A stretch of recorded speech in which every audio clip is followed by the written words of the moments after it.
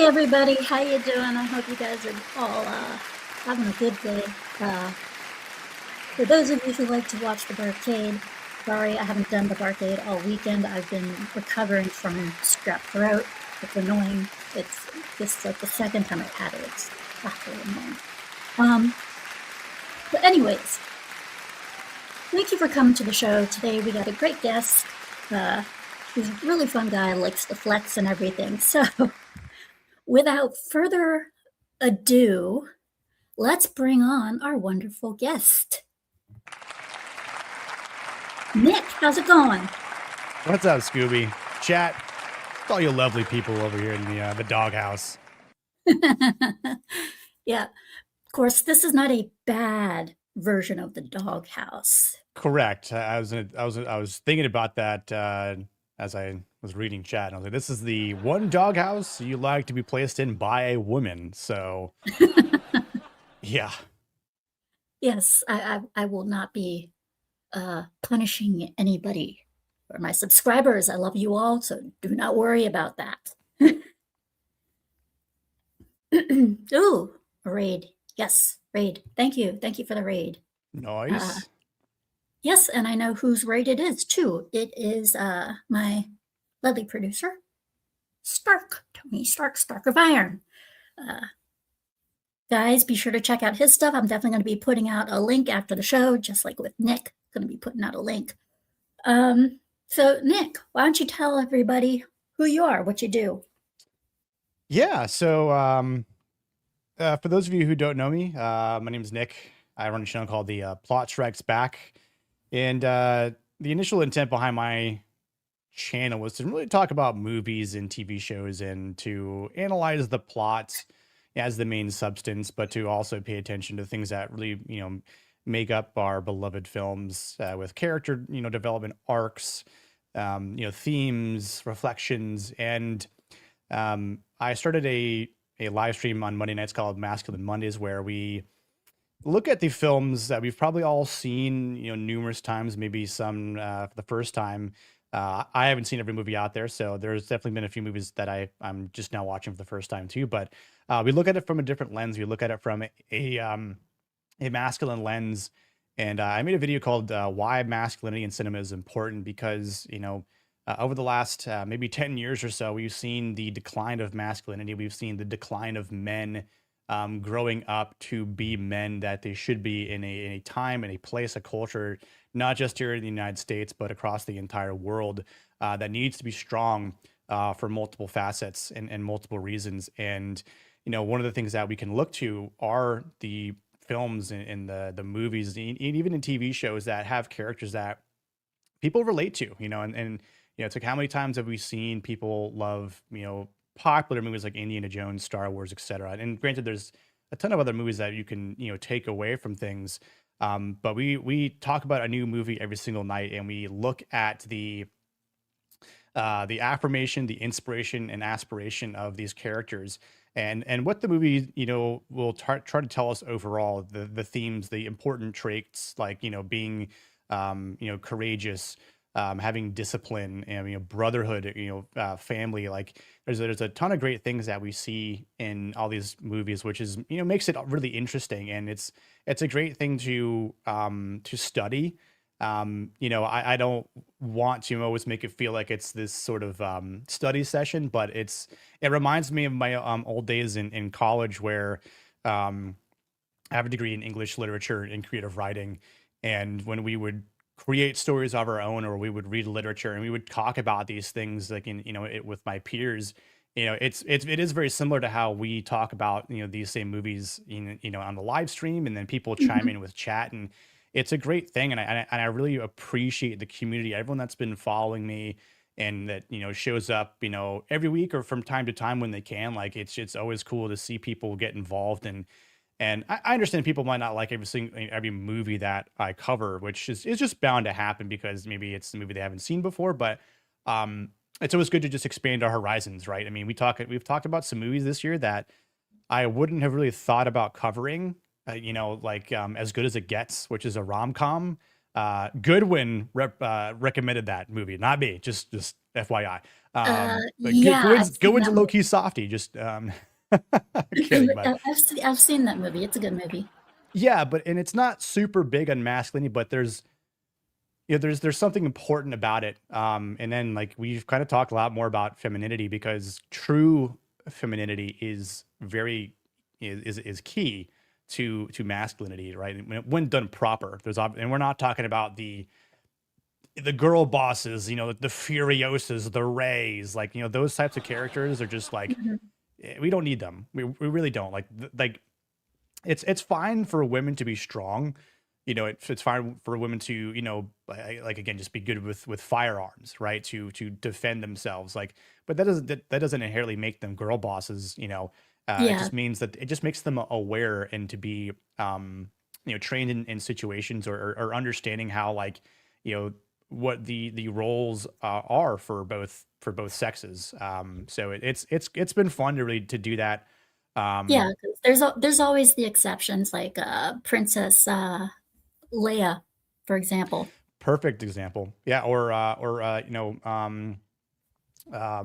in Aliens, right? Yeah, An Ripley. alien, Ripley, like she it's like people like, oh, like people say like, oh, Furiosa is the first girl boss to exist in cinema. And I'm like, y'all did see Alien, right? Like or Star Wars, right? Like you guys do know those types of movies have existed for some time now. Yeah, you either do Um, it right or you do it wrong. right, It's yeah. And that's the problem. A lot of these movies have been doing it wrong, and especially some of these actors, some of these actors and directors that have just sort of like flipped the script. That's Yeah, another Sarah good one, Connor's Sarah another good Connor. one. Yeah, Oh yeah.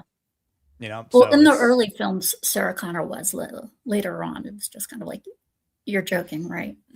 yeah, and there's a good show that I know people have seen. It doesn't get brought up a lot, but the Sarah Connor Chronicles, great show, great for the Terminator IP.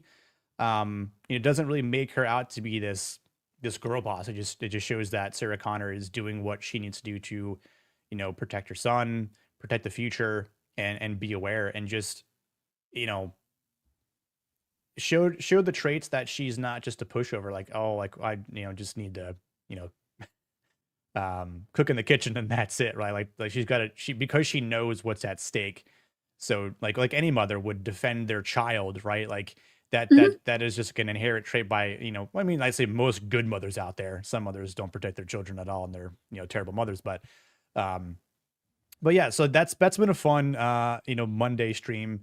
And I'll talk about TV shows on Tuesdays, and I think the next TV show we're going to talk about is Peaky Blinders season 1. I try to talk about trending shows and in a different light as well. Um, and then I like the video game. Scooby, you and I've played some Helldivers 2 before. Yes, Um, you introduced me to Helldivers I too. did, and I'm glad you enjoyed it. You were like, Um, "Scooby, can you play?" I was like, "I don't have the game." And he goes, and you go, "Get it." and we threw you into the deep end. Yeah, we threw you into the deep end, and you were treading water with us. So, and kudos to you for hanging in there. Oh, thank you. I tried. I'm a Yes. noob. I tried. But you did well. You did well. Yeah, I've seen some of your game streams. I think last time I saw it, it was you guys were playing Toxic Avenger. Toxic Commando. Yes, Oh, it's Toxic Commander. Thank you. yeah, no The problem. other one was a movie. My bad. Yeah, one that had come out years ago. The Toxic Commando games from John Carpenter. So it is right up his alley in terms of that horror aspect and the music. He's done the music as well. So I think that the in-game music is fantastic. It definitely has a cool vibe to it. So if you like John Carpenter and you like killing zombies, like literal hordes of them on at one time, then this is definitely the cool like co-op game for you guys. So um and it's not expensive either. There's some cool like bundle deals you can get it for like I saw for as low as like $25. I think you just sort of buy the game outright, it's like $40, but I bought the game for 30. So and that's like the sweet spot I think for video games right now is and it's tough to buy a game that's like $70 for like Crimson Desert, but I haven't bought it yet, but I know there's people out there that we all know, like Hypno, Kada, a Yeah. few other people that have been playing it a lot. I got some other friends by me that have been playing it. Like, dude, you got to play the game, and I'm like, I will eventually. It's just trying to find the time, and because I know that's a game that I'd probably sink my teeth into a lot, and just probably lose track of time, which I can't really Yeah, afford to same do. here. So yeah, I have that problem as well. yeah. Today, the movies we're going to talk about today, it's pretty simple. Ooh. Um, Oh boy. because yeah, I know, wonderful little selection, huh? I'm glad I've got caffeine in this cup of mine because there's a lot to say about these movies. Yeah, especially with the first two. Oh lordy.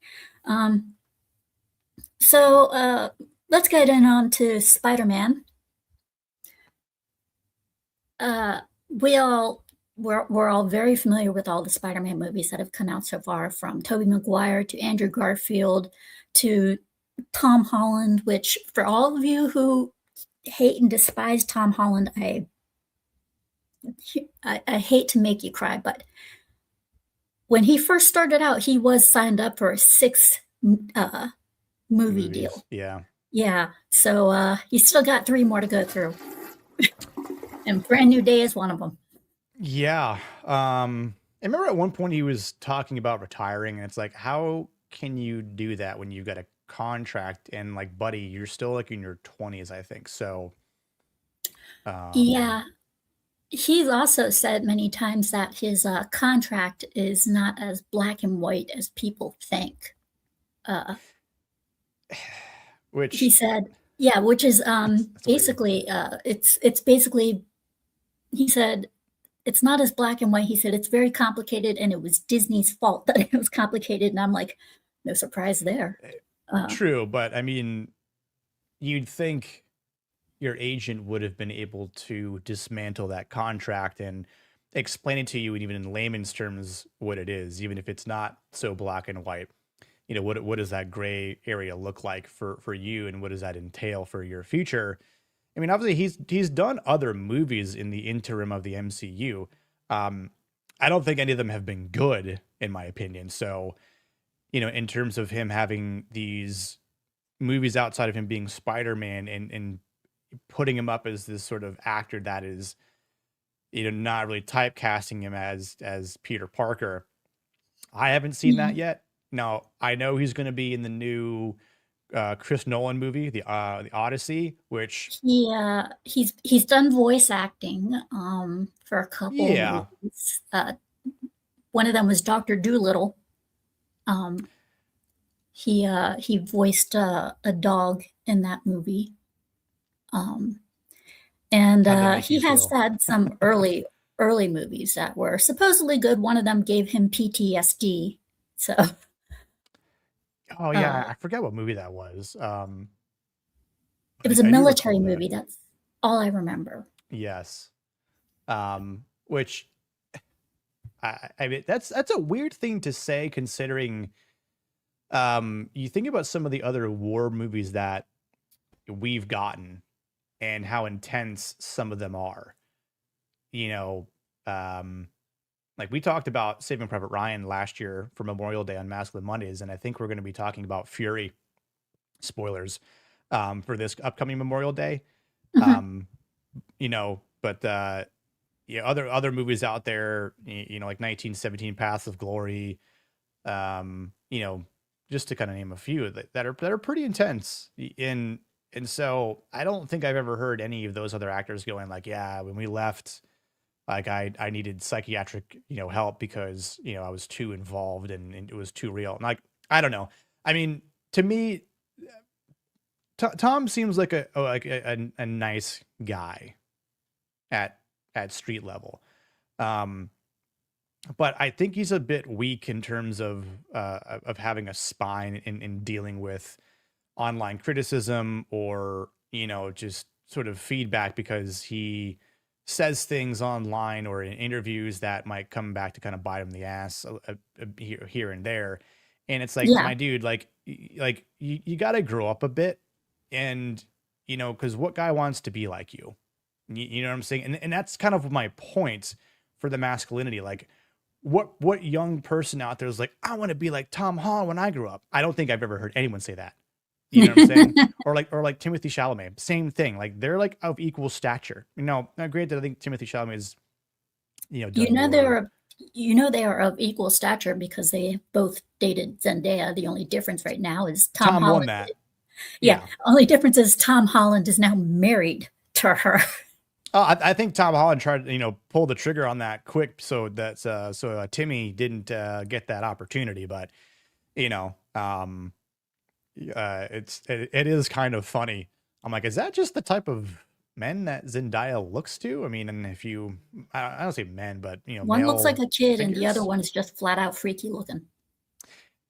Well, yeah, and I remember after, I think it was maybe Dune 1 or Dune 2 came out, part 1 or part 2, excuse me.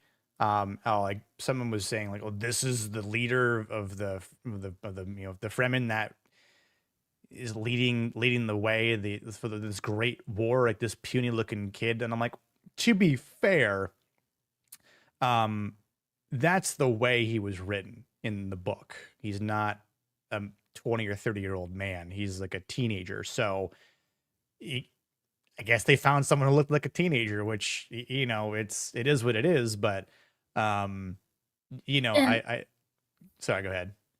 in all fairness, when it comes to the Dune movies, Kyle MacLachlan's version will always be my favorite. The original. I like the Wrong. 1984 version, but I know what you mean though. You know, uh, and I mean, for the sake of Spider-Man 2, um, it is really interesting to see the conversations about Tom Holland's movies. And I know, I think we can all agree that, um, what's this new one called again? Something Brand New Day. Brand New Day. Yeah. Um, uh, Brand New Day is probably going to make $1 billion. You know, Uh, as far as that's Brand my New Day guess. goes, Worldwide, it's going to make $1 billion. as far Um, as Brand New Day goes, um, I'm very iffy on it because based on the commercial, we see a whole bunch of enemies in it. And the last time this happened, it was Spider-Man 3 with Tobey Maguire, and that one was a disaster. And in the commercial for for Brand New Day, we see like one comic book villain after another, from Talon to Crocodile to Scorpion. We right. see them all. The Hand, you see them all, and it's kind of like this is Spider-Man, Tobey Maguire 2.0. That's what I think of when I see it. Uh, It could be sloppy. Yeah. yes, And that's kind of what, if I have any reservations about it, it is the sloppiness of villain usage and how I don't know what the runtime is either for this, but either they're going to cram a lot into a short runtime or it's going to be a more drawn out movie and the villains are not going to be utilized enough. And it's like, oh, meanwhile, the the plot about Spider-Man 2 is that no one knows his identity except for him, but he's going through this stress and anxiety of being alone, right? Aunt May is dead. Spoilers, hmm So which I think is that was one of the biggest gripes I had about the third movie from No Way Home. It's like you I think No Way Home was probably the best of the Spider-Man movies. You know, I was grappling between the first one, between Homecoming and No Way Home. The thing about No Way Home is it is a bit of a nostalgia bait because of Andrew Garfield and Tobey Maguire. Now, I remember seeing No Way Home in theaters. I saw it twice in theaters. Um, both times, crowd was erupting with the screen time of Andrew Garfield when he first comes in, and then it was even more thunderous and loud when Toby, first comes in. Oh yeah. And even when Andrew Garfield's Spider-Man has that redemption when he's able to save MJ, it's like, oh my God, they used this opportunity to for him to save MJ in the same manner that she died in Spider-Man 2 with Andrew Garfield. And it's like, Hmm. yeah, they kind of used it as a plot device for a different movie, which is fine. I'm not saying it's a bad thing. But again, it has nothing to do with Tom Holland's Spider-Man. And Yeah. I know, like, we all enjoyed the meme, like the three Spider-Mans pointing at each other, and Yeah. I liked the banter between the Spider-Mans. Um, I know there's people out there who don't like Tom Holland Spider-Man, and I think of the three, I'm team Toby all the way. I Um, thought it was, I gotta say, my favorite part in No Way Home is when Doctor Strange reappeared in there, and Toby and Andrew come up and they're like, "You were here when you were over there when he needed your help. What is wrong with you?" I was like, and they started ganging up on him, and Tom Holland's like, "No, no, it's okay. I did this to him." yeah, yeah. And obviously having the villains with Alfred Molina coming back as Doc Ock, you've got Willem Dafoe as Green Goblin, and like the part where Toby almost dies, and I remember people in the theater like freaking out because Toby Maguire almost dies. It's like, how would you bring When him into this movie and then kill him off? Like, when um, Willem Dafoe appeared in my theater, people were cheering, and oh Tom yeah, Holland said in an interview, he said Willem Dafoe scared the crap out of him yeah, with the way he was acting, and the two of them were really getting into their roles, so the punches were real and everything like that. So, uh, yeah, yeah, it was interesting. and I know a lot of people even said, that Willem Dafoe's character and his acting, because he's such a phenomenal actor, Oh yeah. that he really helped carry that movie. And it's like, well, obviously, but I would say too with Doc Ock, definitely with Alfred Molina, definitely does a Hmm. great job as Doc Ock. But so I do have reservations for Brand New Day, because I thought the trailer at best was mediocre. Like there really Oh yeah. like there was nothing about it that was like, there I gotta see there this was movie. nothing, yeah, there was nothing about it that stood out that say, "Hey, come watch this." To me, I saw it and I was like, Spider-Man 3 2.0, I'm not gonna watch this because I saw it and I was so disappointed. I was hoping, that they would show, because this is what happens when you change directors and you change writers. The first three movies were good, with the exception of Far From Home. Far From Home, in my opinion, sucked ass. But Yeah, yeah, the writer did what I he agree. could, and they were, it was steady. It had a steady track. You could tell what he knew, what he was doing. You could tell the plots and everything. Yep. Now you have a new director and a new writer, and from what I'm seeing from this commercial, neither one of them have talked to each other because it looks like crap. Uh, Yeah. and to me, it looks like pure crap. I'm sorry. It's like going through millions. It's like playing the Spider-Man game and playing all the DLCs at once. And to me that's like, no, I don't think so. So it doesn't. And from what I'm saying, I mean, and you got the Punisher who starts off as bad, but he's going to be good Yep. later on. And Sadie Sink, they have her listed as being Jean Grey. But in my opinion, I think that she would be much better off as Rachel Summers, because Rachel Summers, if they're doing, since MCU is doing this whole multiverse thing, then bringing in Rachel Summers would be the most perfect person to use. Yeah, I just saw today that she signed a 5-year deal with options to do TV shows. And I would agree that if she's supposed to appear in Brand New Day, it's like they're they're trying to merge a lot. Kind of the same thing with like how is it that you've got you've got John Bernthal as Punisher, right? Mhm. And which is a hard cut to the Disney IP now, and obviously we already had Matt Murdock with Daredevil in Far From Home, or sorry, No Way Mhm. Home. So Yeah. it makes sense that you've got John Bernthal's Punisher, and I do enjoy John Bernthal as Punisher. I think it's a great role for him. That first Punisher season on Netflix was fantastic.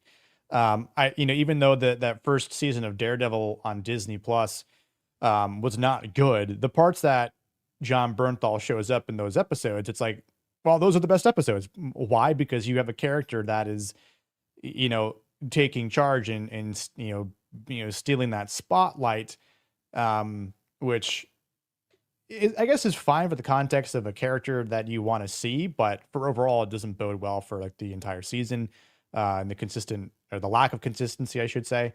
But for what this movie is trying to do and having, like, yeah, like I agree, like you're gonna have Scorpion, you're gonna have Tarantula, Tombstone's supposed to be in it. You hear the narration of oh my god, what's his face? I made a post about this. Keith David. Love Keith David. And I'm like, so who's he supposed to be? Is he supposed to be Tombstone? What sort of role is he going to have?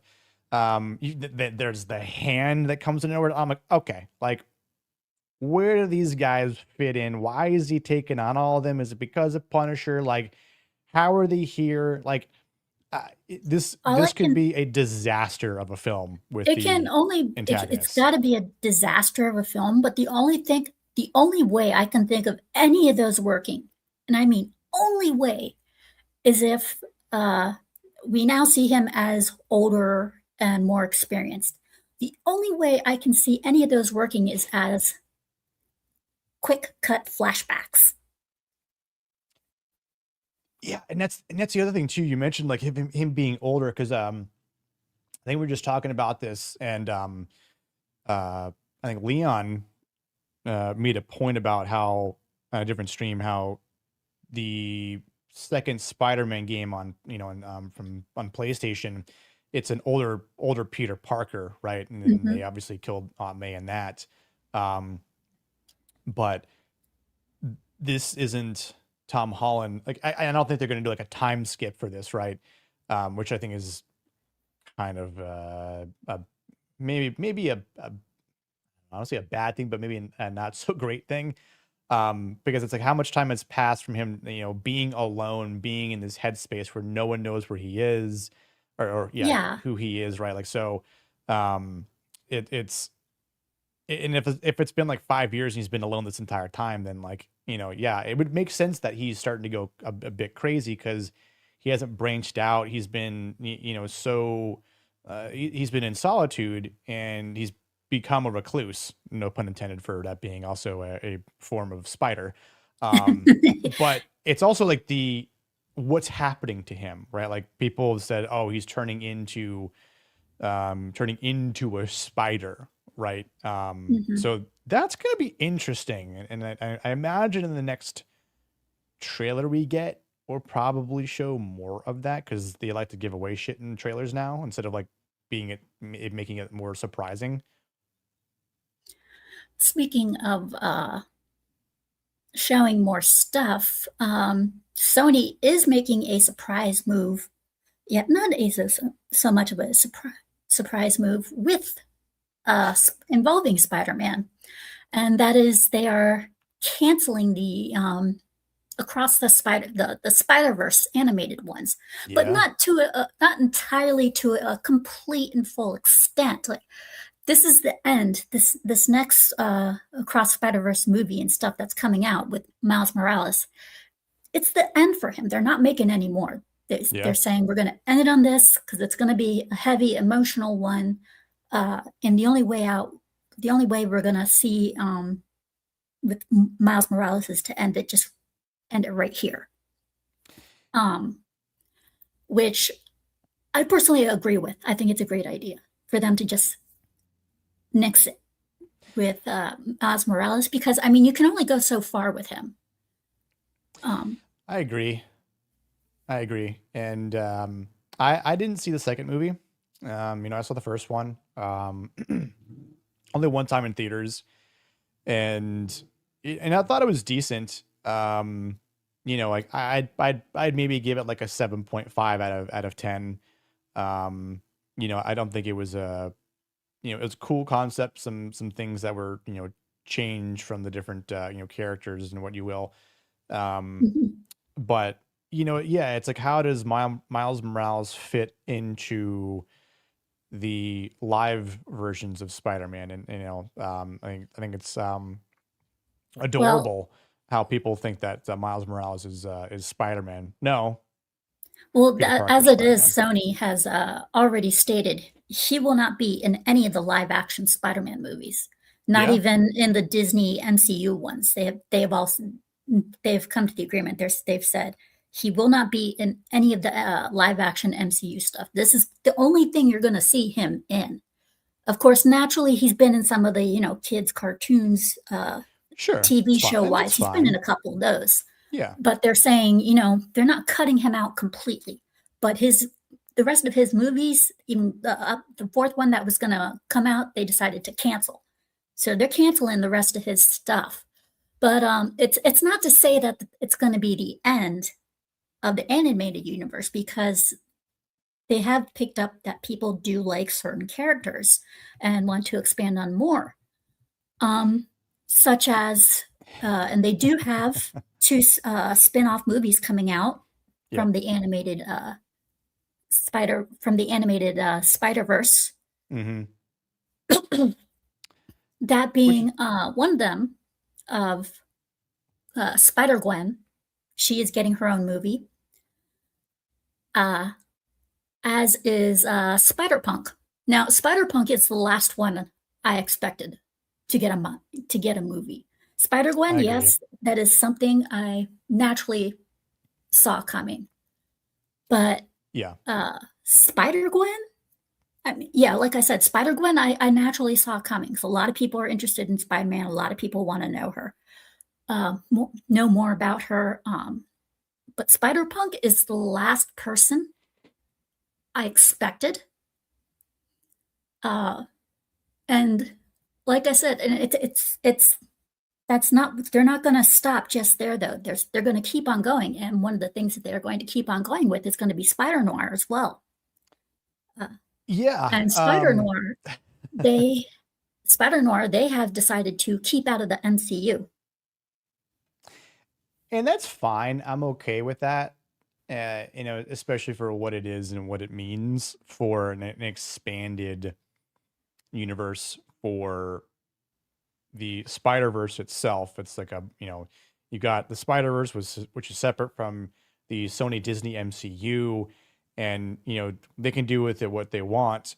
And again, like uh, I think because of the initial reaction to how well Nick Cage performed, Mm-hmm. even in a voiceover aspect for Spider Noir. Everyone's like, "Oh my god, like, I would love to see some sort of movie or show for Spider Noir." Well, fast forward in the future, here we are. We're getting one, and I think rightfully so. A lot of people are fans of Nick Cage, and Yeah, and I think he's an underrated actor for the most part. But it makes sense and to have he's something for Spider Noir.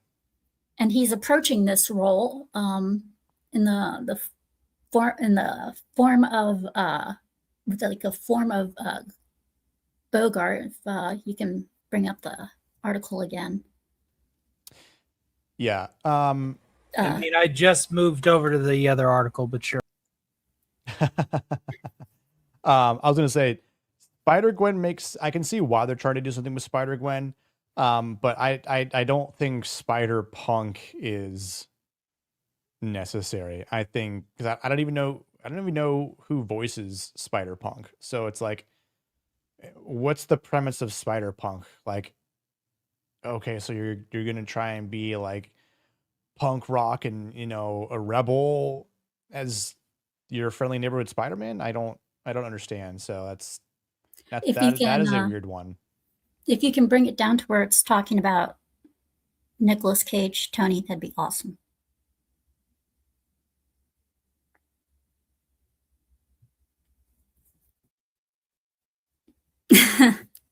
Um, but yeah, he wants to bring in a lot of people. If you're not very familiar with Spider Noir, he is basically the one Spider-Man version that is the most violent in the series. So as Hmm. you can see, Spider Noir, it's going to be coming out with see he's got so Cage has decided to come out with a 70% Humphrey Bogart and 30% Bugs Bunny, describing it as a spider trying to cosplay as a human. Which, Interesting. yeah, which makes me curious. It's going to be coming out on MGM first, May 25th, and then on May 26th, it's going to be going out on. I mean, May 27th. I'm sorry, it's going to be out on Prime. And the tagline for that was, with no power comes no responsibility. Hilarious. Spider Noir's probably the most violent version of Spider-Man because he uses a gun. Yeah. To take care of people. So, yeah. R.I.P. villains. Yeah, exactly. No, I'm gonna get you. I wonder how many snowflakes out there are like, but Spider-Man doesn't kill people. Newsflash, Yeah, this is not Spider-Man. yeah, exactly. Hence, no power, no responsibility. I mean, it's just kind of like more of like a cosplay, like he says.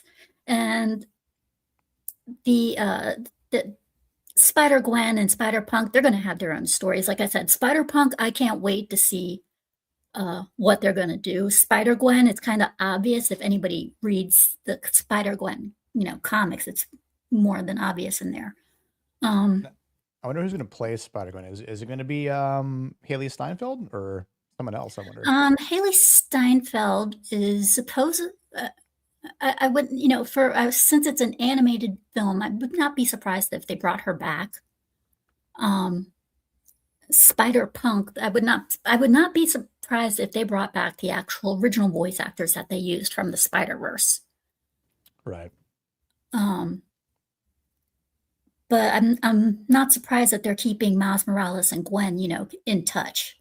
Yeah. Because I can see him making little appearances here and there in the movies because he does in the shows. But I like how right now they're just kind of focusing on the MCU live action and putting cartoons in a little bit of the background. However, one thing that makes me nervous is they are in charge of the villain verse, and they haven't exactly done a great job with the villain verse as we have seen so far. Madam Web was a flop. Craven the Hunter, flop. The only one that they actually had good luck with was Venom due to the chaos. Yeah, and even Venom was just it was mid at best, but it was still fun to watch, whereas the other two were not. Morbius was not fun to watch. That was painful. Yeah, that was painful to watch. Very painful. Yeah. But yeah, I mean, as far as Tom Holland and Spider Noir and the Spider-Verse, they're all going through some really big changes. With Spider Noir, given the star power that they have for it, and that it's going to be completely, totally, and utterly separate from the MCU, I would not be surprised if it got a second season. Because it's already getting major thumbs up, and it hasn't come out yet. I could see that happening. I mean, look, who knows? Maybe it's a hit. Maybe people are like, "Oh my God, this is one of Nick Cage's best roles," sort of thing. Like, we need more of this, and then boom, here's the second season. So again, I wouldn't be surprised if that's the case, but we'll find out soon enough, right? Mm-hmm. As for another upcoming disaster, Harry Potter. Um, HBO Max. Thanks, but we did not ask for this. Yeah, I have a video coming out on this probably after. I just need to make a thumbnail for it, but um I don't want to spoil I don't say everything I put in my video, but just talking about like the trailer alone, it's I don't think it's a good trailer. I It haven't even doesn't. seen the trailer yet. Oh God. And here's the thing, right? And this is something that like I spoke about in my trailer because it's like when we first heard about this happening, we're like this can't be real, right? This has to be fake. Well, it is real. And then when the rumors started to come out saying like, oh, they're casting Papao or however you pronounce his name to be Severus Snape, and it's like, whoa, whoa, whoa, whoa, whoa, whoa, whoa. You're saying and you're marketing this as book accurate, lore accurate, because that's the whole premise of you doing this show, because the movies weren't 100% book accurate Speaking of either. the casting, let's show everybody what they think of book accurate. Now, I'll say this. I think for Dumbledore, I think John Lithgow, and I said this in my video where I think John Lithgow is a good actor. You see him for a literal snippet in the trailer. And so I don't think it's enough to go off of, but I think John Lithgow will do Dumbledore well. I think Janet McTeer should do a good McGonagall. Don't know about the dude doing Filch or Quirrell. Snape. Now, I can't think of the actor's name who does Hagrid, but I'll say this: in the trailer, you see him talking with Harry on the train, and it's like the moment I heard him speak, I'm like, hold on, hold that. Can I curse on here, Scooby? I don't want to. Yeah. I was like, hold the fucking phone. This is what we sound like, Hagrid? It sounds like the actor just saying the lines as if he's doing it at home. Like there's nothing about him sounding more like Hagrid. Like there's no tone or inflection about He's just phoning it in. Yeah, and it's like, act. You're supposed to be acting here. What I'm seeing is not acting. It's just, yeah, it's okay, Harry. You'll be fine. Like, I don't want to hear that. I want to hear Hagrid. Like, so, I already had a few friends of mine when they asked if I was going to do a video on it, and they all said the same thing. Like, I'd say for the consensus of friends that I know, they were saying that they don't like Hagrid. Obviously, Snape's a big issue. The kids, kind of. I gotta say, the girl they picked for Hermione, no. Yeah, but see, and this is going to be the problem, right? You're trying to find people that you think will do a better job than the original cast. Like, you think there's going to be a better Emma Watson out there, a better Daniel Radcliffe, a better what's his face who plays Ron, like, and these are characters that have been beloved for decades now, right? People who grew up watching these movies. Like, I didn't really get into and I state this in the video in my video, where I didn't get into the Harry Potter universe until about a decade ago. I obviously I'm Tolkien #1, but I bought all the books and I fully intend to read them. I've been to Universal Studios and Epic Universe, and I for the rides multiple times. I love the atmosphere again, but there's a lack of enchantment in this trailer. The color grading alone is awful, terrible color palette. And there's nothing in the trailer that says, like, you guys have to watch this show because this is purely based on fidelity. We're going to do the books justice, you know. And then when you've got someone like J.K. Rowling saying, "Oh my God, I'm so excited about this trailer in this show," you know, but then you know you're against all this trans movement stuff, right? Which Mhm. cool based, but then you're going, but you're okay with the DEI movement of replacing and race swapping one of the most beloved characters because of the genius acting from Alan Rickman in the first place, Oh, you yeah. know. And again, I He's don't. one of those actors that does a role so well that you just can't replace him. And honestly, this is just me here. I don't know if anyone out there feels the same, but I almost think because they're number one, they're doing this too soon. Like, oh, it's been 20 or 25 years, Nick. Like, I don't care. It'd be the same thing if like, hey, we're gonna remake Fellowship of the Ring. Go fuck yourself to hell and back. Because those movies should never ever be remade. And I saw IGN make some sort of egregious article about maybe it's time that your company be shut down forever, and that all of you should Yes. never be a journalist ever again because you're not journalists, you're just fake assholes. But Understatement. yeah, I could just go on with the insults, but it's like I think it's a disservice to Alan Rickman's character by race swapping him and just even trying to outdo him to begin with. I don't care if you even had Adam Driver, which I know was a big fan favorite of people wanting to see him play the part because he looks like the actual book description. And I think I think Adam Driver, outside of like the sequel Star Wars movies, he does have good acting chops. There you go, Zillow. So you and I agree, right? You know, so I would have liked to have seen Adam Driver. I don't know if they ever approached him to begin with.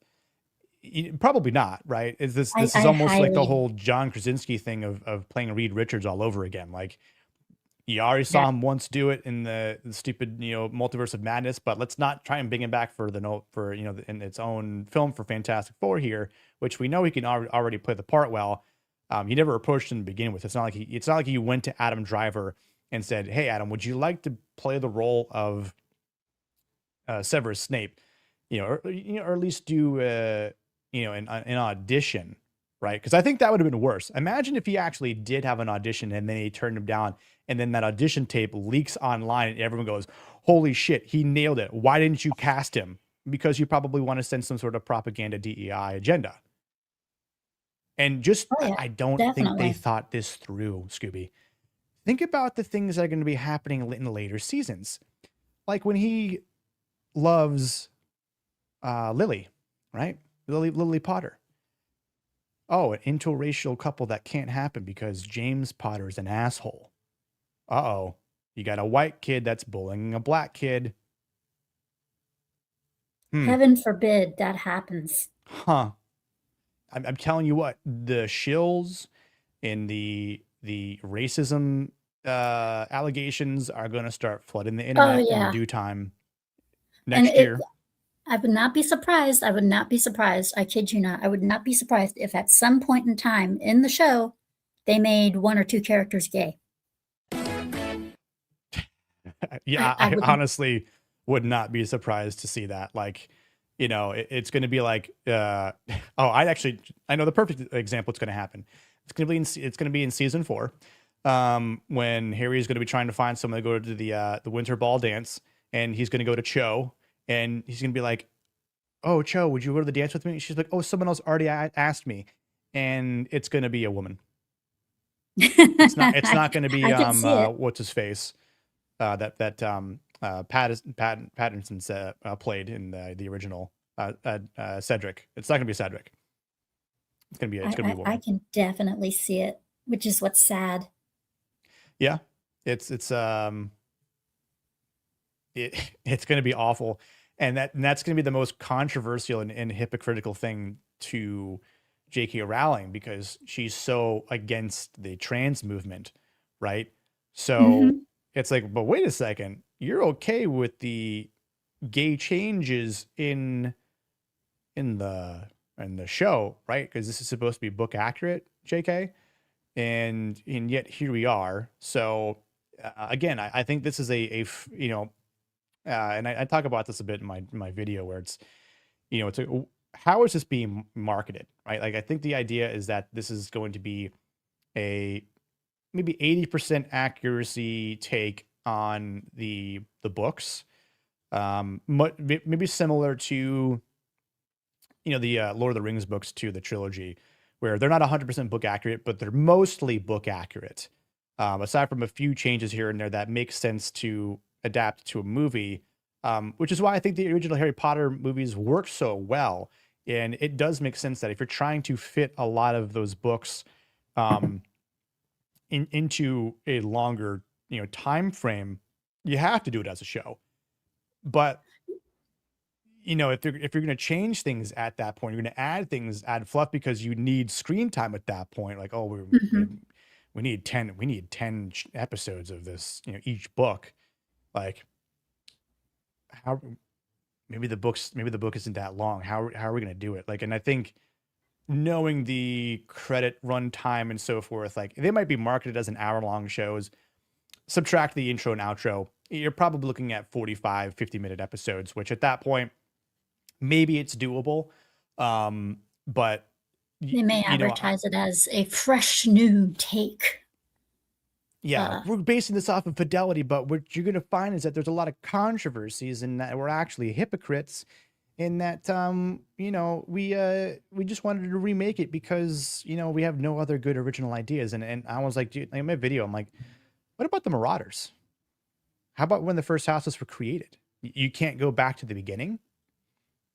Yeah, it seems like Hollywood is just flat out of ideas because all we're getting right now is just remakes. But it literally baffles me because number one, it just shows you that the people that are running the show have no idea and that are actually terrible at their jobs and they shouldn't be in those positions to begin with because, if you have people that are in charge of social media, marketing teams, people that, scan online, what's trending and so forth about maybe ideas, like developers in video games, they'll listen to their community, right? They have like a social media manager, community manager that is in charge of looking at what people are saying, like, oh, and then maybe based on some ideas, the developer team will go, hey, maybe we can actually use this idea and then thank the fans of the community for, adding to the game, like Helldivers will do that, for example. Yes. I don't know how these IPs, aren't doing the same thing. Like, hey, listen, Hogwarts Legacy was a success. That took place, was it 200 years before the Harry Potter series? So, if that was doable and fans really adhered to it, then maybe we could do something along those lines. Go back even further, do something in the interim, and give fans something new that they can enjoy and feast on for years, right? But the problem is that they don't know how to do that. They are just that unimaginative and they lack creativity and ideas and simple logic to do so. And then they get upset when they're like, oh, we're just going to remake the Harry Potter series. No one asked for this. And so I guess one of the interesting conversations now too is like, this show will probably get a decent amount of views because of the name alone. Now, what's going to be interesting is over the course of those 10 weeks or 8 weeks, I forget how many episodes are in those seasons. What are the viewer numbers going to be looking like, right? Like, is it going to drop off over time? And then what's the criticism going to be like? Because, I think that's going to be one of the most hot commodities to talk about online. I mean, we know everybody that we all watch and associate with, from us here to Critical Drinker to Nerdrotic and so forth, like everybody's going to be talking about it. That is going to be one of the most trending topics online. Oh yeah. A good example is the Accolade and such. People didn't like it. What happened? People were saying, oh, you're just review bombing and you're racist and you're phobes and everything. It's like, I'm sorry, what? did you ever think maybe that it's just flat out shitty writing? Uh, you Yeah. know, that's what got it canceled, is the fact that it was shitty writing. Which is really interesting because it's like if you knew that it was shitty writing and then you realized that you were going to, well, let's see if Kathleen Kennedy knew that it had shitty writing or not. Just maybe shows that she never probably read the scripts in the first place. Oh, she knew, she just didn't care. Right. But then all of a sudden it's like, well, we're going to cancel it, and then this is not going to be considered canon or whatever. Well, then why'd you waste the money in the first place? And I got to be honest, I didn't watch The Acolyte. I was just like in the camp of I'm not going to, and maybe in hindsight, I probably could have done videos on it, but I don't want to put myself through that pain. And I appreciated the other people who did, and I watched like videos on them, but I was very surprised to see that I got canceled just because of the shape of how Disney's, Lucasfilm and Star Wars was going, like that route.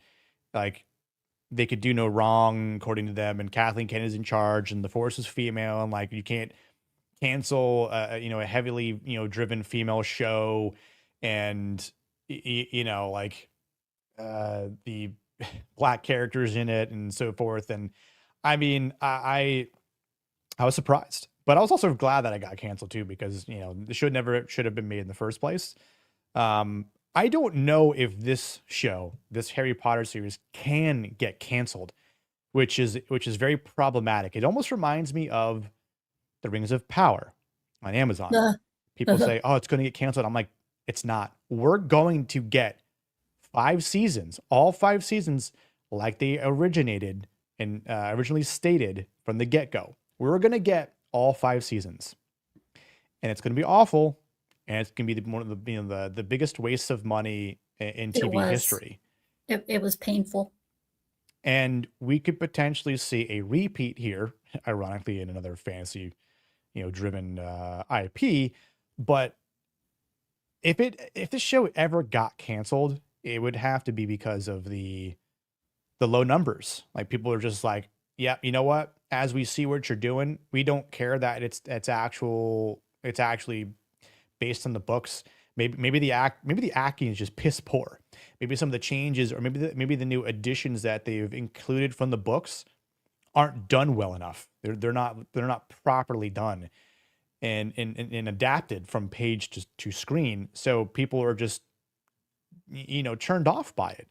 I'm sure there's going to be people out there that are going to be like, I can't even bring myself to watch it because of Black Snape mowing on here. You know what I'm saying? Like, Yeah, and again, a lot of people were just pissed off when they looked at him and they were like, you do realize in the book it says he is a very pale white with a hooked nose and everything, and they're like, no, this is very book accurate.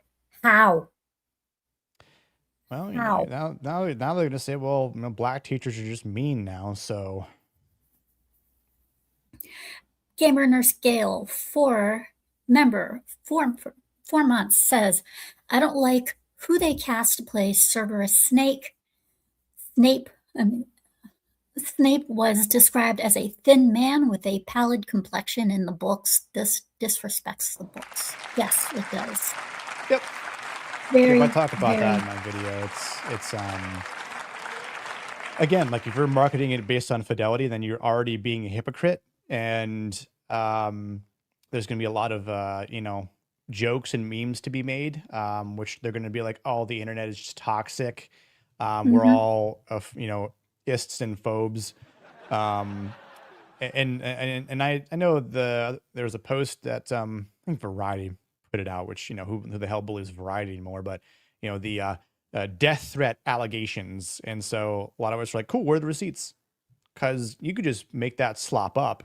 I haven't seen one person online make any sort of threats to No. Papa Aceto. And here's my other thing about this. Actually, there have been recent threats on the guy who's playing Severus Snape. Snape, yeah. Yes, there have been death threats on him recently. Have we seen them online though? Like, to the point where they say that they are increasing security on set. Who the hell's going to go to a freaking Harry Potter set and be able and like try to like fight this dude or something like that? Like, I mean, like it's, I don't know, that would be one of the most wildest things to happen if that's even true. I personally don't buy it. I don't Until buy like it either, but if they're gonna if they're gonna do that, and if it's true and they're gonna do that, then that's just like their way of already trying to start shit for media, for social media.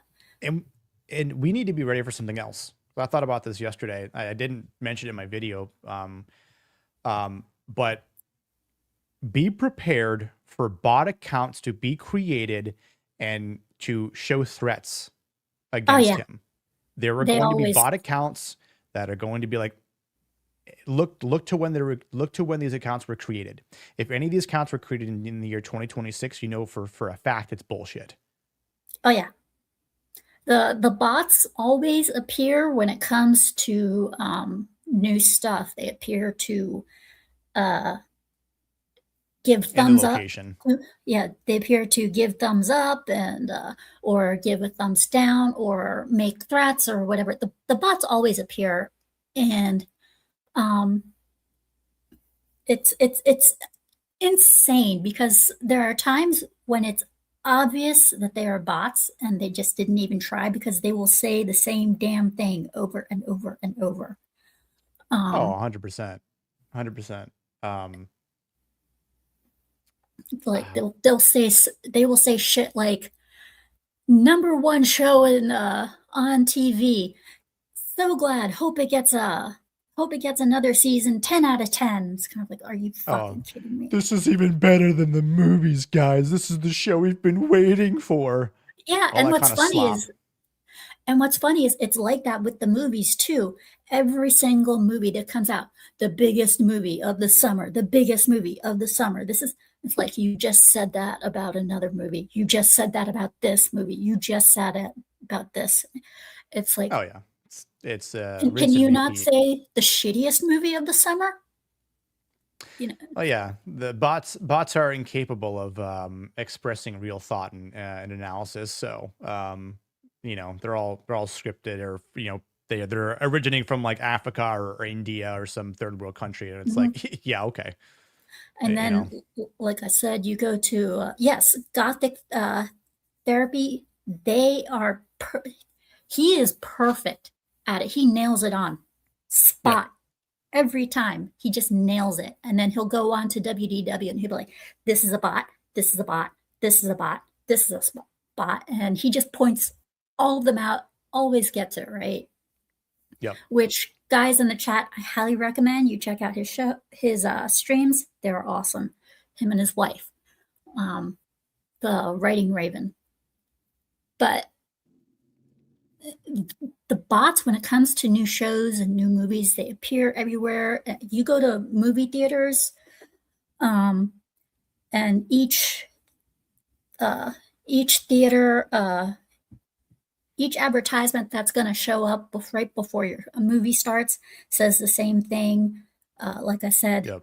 this summer, the greatest movie. This is the greatest movie. You'll see it on TV. This has made the most money. This is the greatest movie. It's like, I saw the movie. It kind of sucked. Mm-hmm. And you just said that about this movie. You just said Spider-Man was the greatest movie, but you also just turned around and said Masters of the Universe was the greatest movie. Pick one.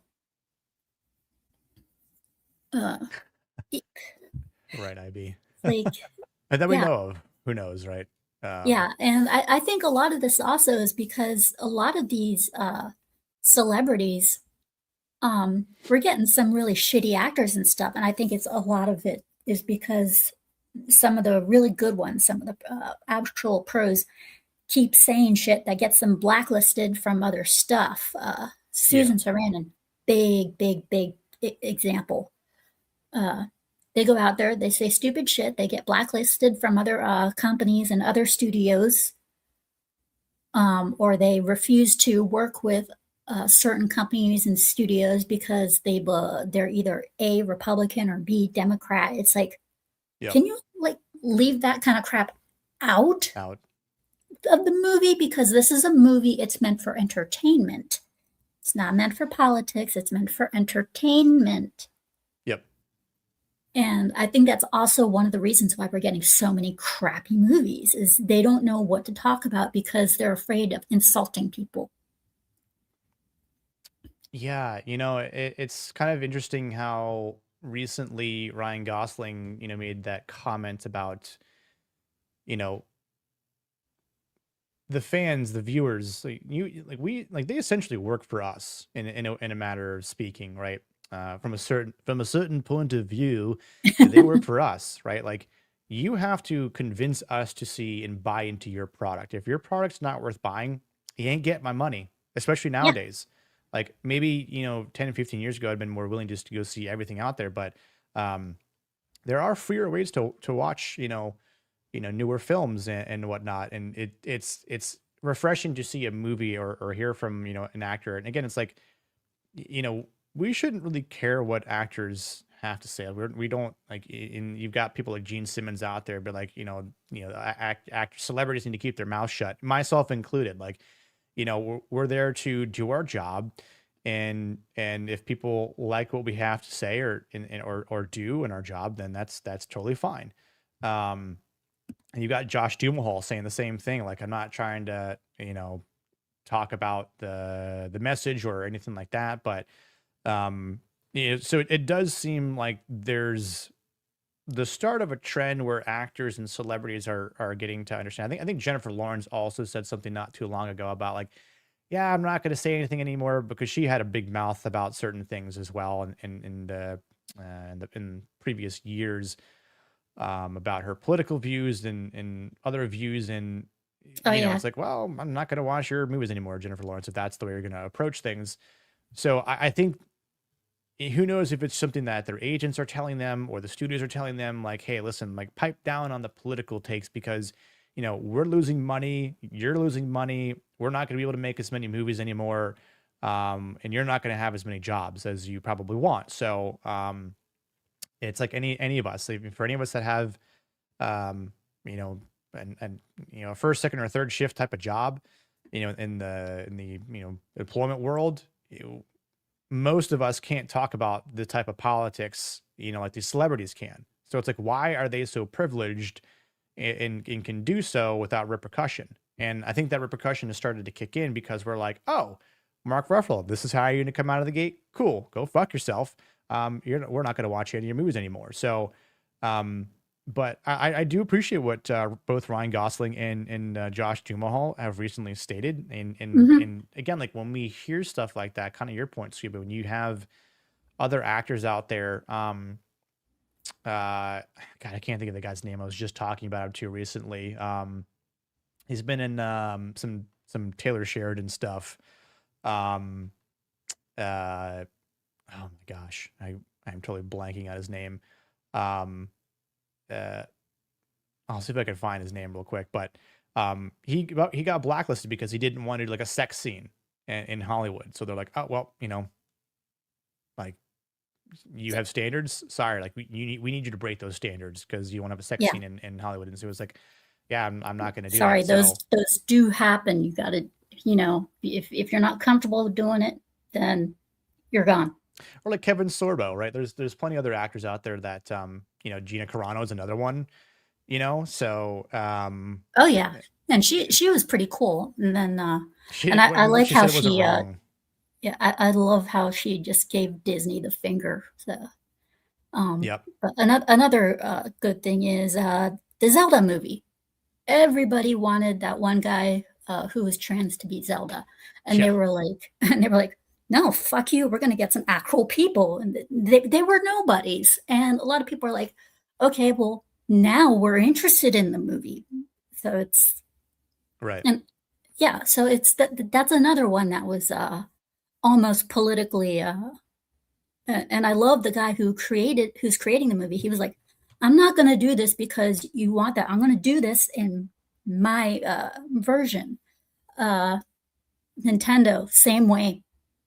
I love how Nintendo's like, fuck you guys, we're doing our own thing. Yeah.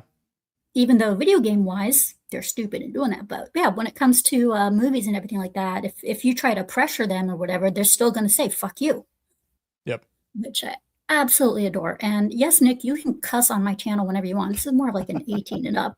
This, if you have Yeah, seen that's when I fine. play games on this, you would hear every word in the book come flying out of my mouth. So this is very much an 18 and up channel. Okay. Cool. Yeah, Hunter Shaver. God. Yeah, Stupid. Hunter Schafer. Everybody was screaming, make a trans guy. Look at him. He looks just like Zelda. And everyone's going, what the fuck are you talking about? What are you on? Yeah, that's just what we want. We want to see Link with a tranny. Yeah, 100%. Yeah, and it's I guarantee you the guy who's playing Link would be like, hell no. Yeah, And right. I like Gotta how kiss they're this getting thing? Hell no. yeah, and I love how they're getting no-name actors for that. And they're That's the actually the right same thing. age that they are in the game as well. Yep. One thing that's coming out of the stuff that's good is when you get instances like this. When you get instances like this, is they start to bring out the no-name actors. And with the exception of Harry Potter, but I mean, like, when they can't get a damn thing right, they'll go to their last resort and bring out a no-name actor who, for all you know, makes the movie good and actually has to carry it. And then they'll realize, oh, crap, we made mistakes. Maybe we should have gone this way in the first place. This is not one of those cases, sadly. You guys ever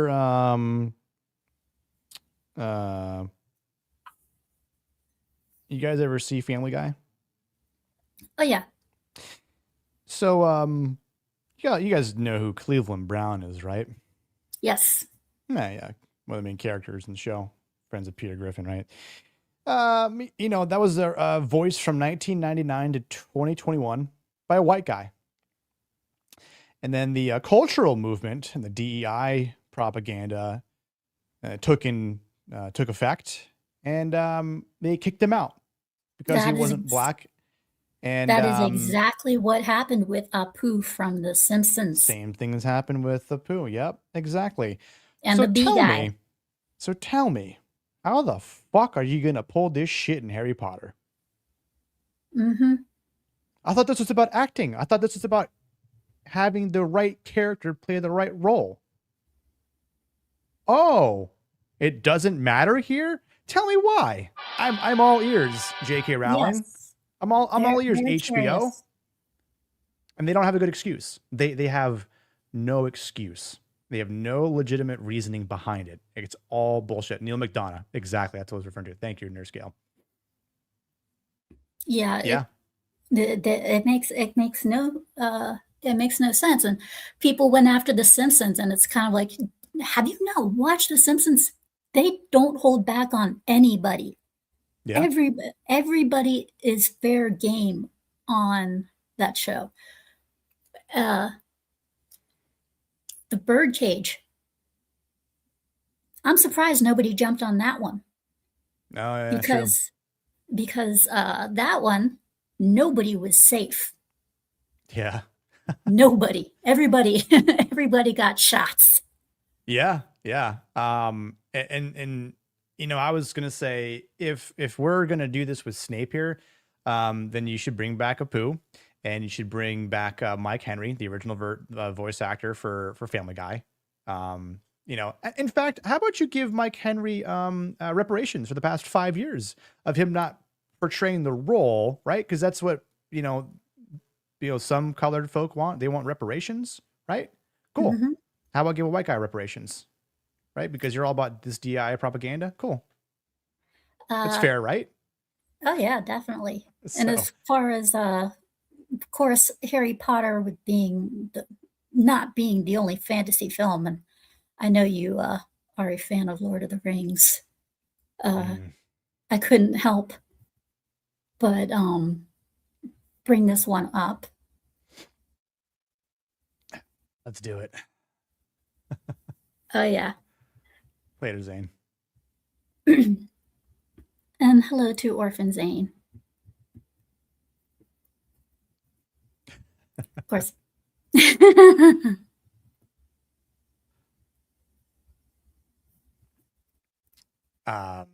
There we go. Yeah.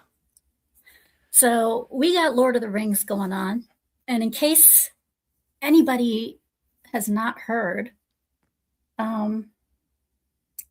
we do have some more Lord of the Rings movies coming out. Don't know 2 why. more, to be exact. And I don't know if you know about this, Nick, but one of them will be directed by Stephen Colbert. Yeah. So I've also got a video on this. I need to finish editing. This was tough to talk about. As soon as he's done with his show, he will be working on one of the movies. After all the Lord of the Rings films that have come out, which I can understand. I hope he doesn't fuck it up, because he is a major, major, major fan of the Lord of the Rings series. But he is doing so he says the 2, because there's 2 coming up so far. And he's doing the second one, which is supposedly going to be called Shadow of the Past. Not much else is known, but it kind of makes you wonder. I mean, we've all seen some of his comedic work. Now, can he take a serious look at this? Because we know he's a fan of Tolkien. So, kind of what I was saying in my video, and I don't mind repeating myself, of course, here. What gives him the right to write a movie based off of arguably one of the most prestigious IPs in history? He doesn't have any prior experience. I don't care if he had a late night show that he didn't write any of the jokes to. He's just a puppet, right? Stands up there. He has cue cards of what to say, has an earpiece of what to do. He was originally an improv. He was on The Daily Show. I mean, if you want to see some of his really early stuff, he was on Whose Line Is It Anyway? Yeah. I know all about Colbert. And look, he might be a legitimate fan. I'm not going to say it's all an act, or there was this great scheme in place for this. I'm not going to be super tinfoil hat on that one. But, I understand that he's talked a lot about, lore and knowledge on the show before, which, exactly. Yeah. He's a propaganda mouthpiece. And based on the things that he's said, with his political views, that alone makes me worried about what's going to be changed. And so the thing about it is kind of the same thing, right? Like if Colbert if he's as big of a Lord of the Rings fan as I am, right? And I would be fine going toe to toe with him in knowledge or themes, quoting, impressions. I don't care what it is. I would gladly go toe to toe with him on these things and to test his actual fandom legitimacy here. But I'm just going to assume that he's as big a fan as I am, right? Number one, what gives him the benefit of the doubt to create a movie than myself, or let's even do someone who's got a bigger face than I do. Gary, Nerd Roddick. Gary is a very big Tolkien fan. He knows his shit about Lord of the Rings.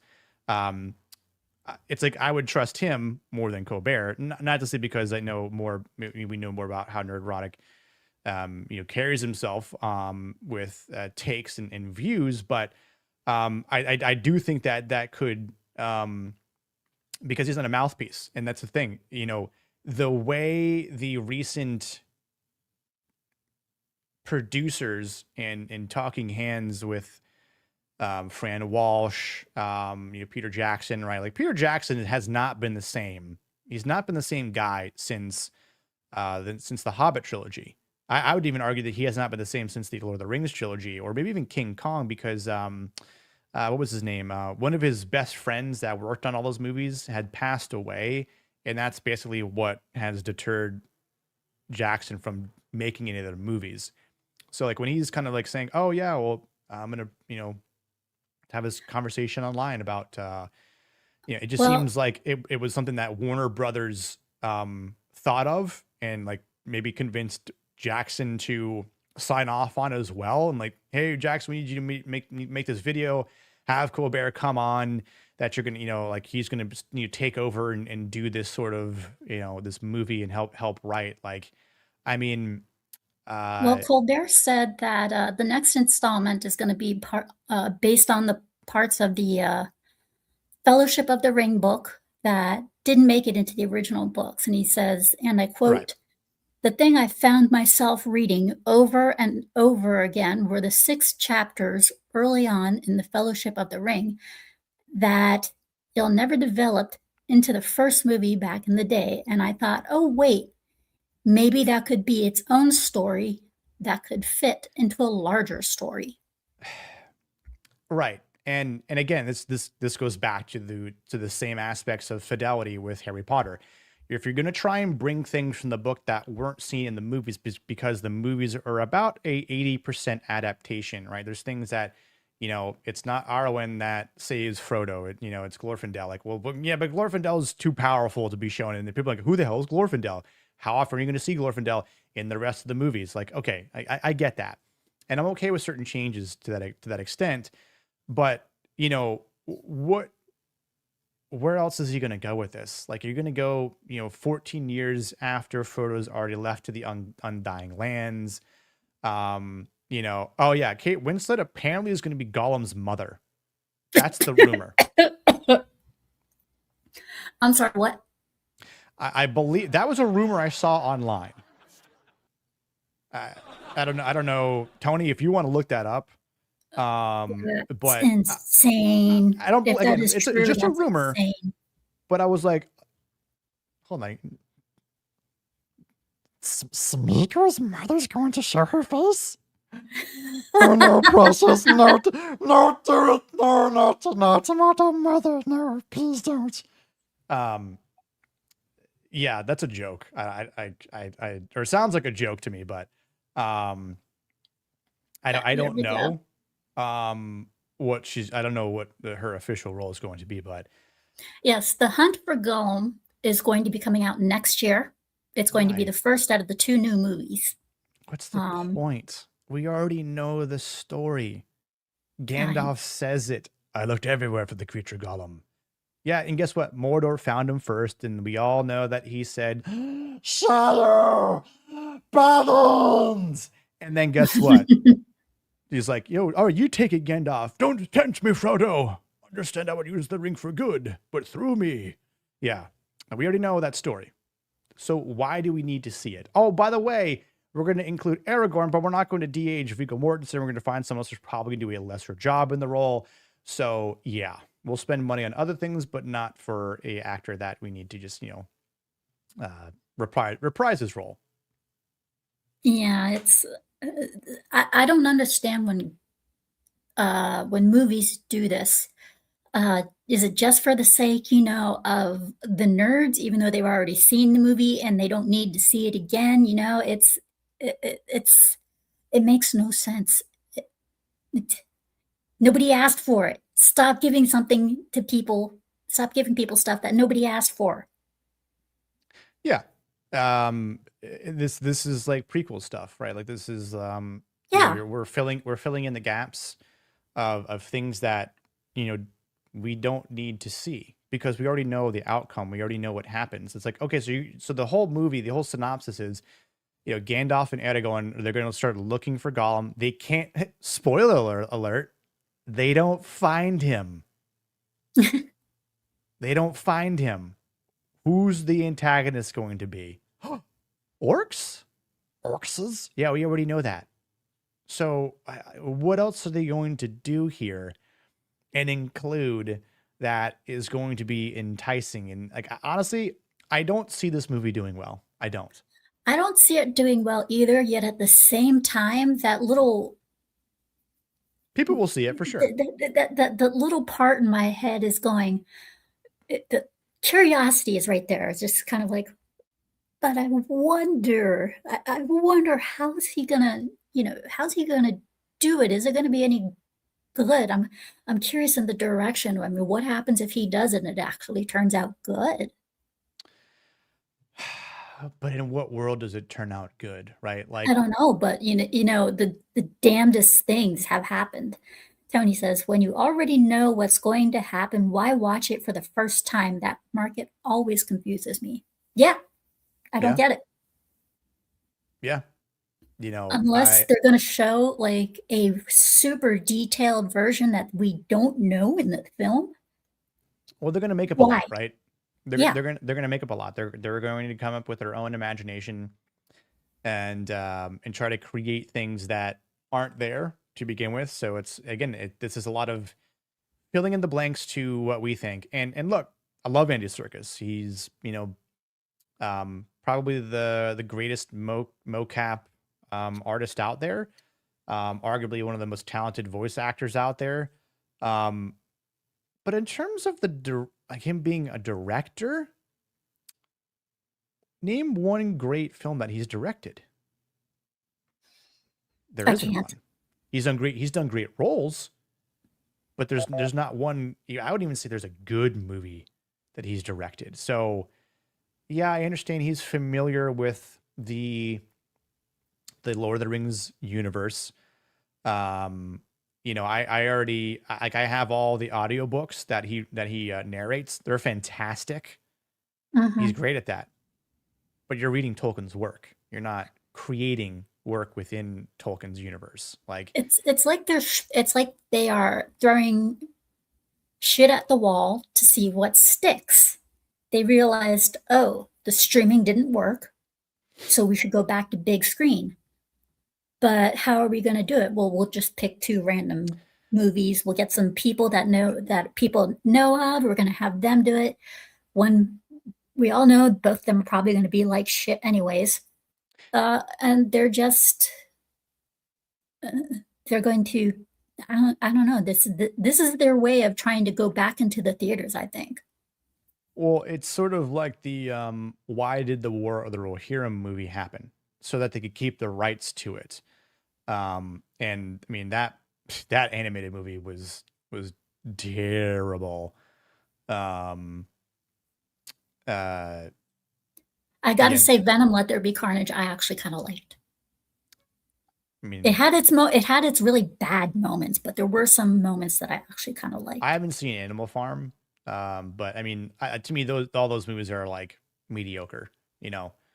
Um, but I would say for um, again for Andy Serkis here and creating this, because they kept the rights to War of the Rohirrim, like that was a terrible movie. The animation was terrible.